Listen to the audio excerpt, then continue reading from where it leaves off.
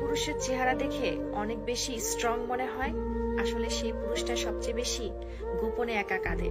কারণ সে বোঝে তার এই শুষ্ক চেহারা দেখার বয়সটা এখন আর বাবা মার নাই, আর বন্ধুরা সবাই এখন নামে মাত্র, আর ভাই বোন আত্মীয় স্বজন সবাই তো নিজেদেরকে নিয়ে ব্যস্ত।